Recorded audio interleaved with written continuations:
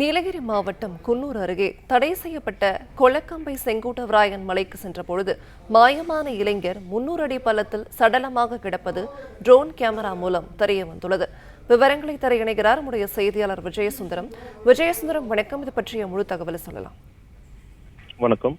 நீலகிரி மாவட்டம் குன்னூர் அருகே உள்ள கொளக்கம்பை செங்குட்டுவராயன் மலைக்கு நேற்று மாலை 10 இளைஞர்கள் தடை செய்யப்பட்ட பகுதிக்கு மலையேற்றத்திற்காக சென்றுள்ளனர். அப்போது அனைவரும் மலையில் ஏறிக்கொண்டிருக்கும் போது மலையிலிருந்து தேனீக்கள் கூடு கலந்துள்ளதாக கூறப்படுகிறது. அப்போது மலையேற்றத்தில் இருந்த இளைஞர்கள் தேனீக்களை கண்டு நாலாப்புறமும் ஓடி சென்றதாகவும் கூறப்படுகிறது.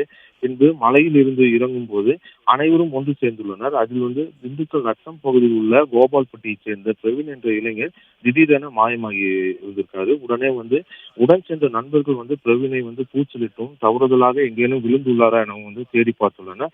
இரவு நேரமாகியும் நீண்ட நேரமாக தேடி எங்கேயும் கிடைக்காத நிலையில உடனே கொளக்கம்பை காவல்துறையினருக்கு அவருடைய நண்பர்கள்லாம் தகவல் கொடுத்திருக்காங்க.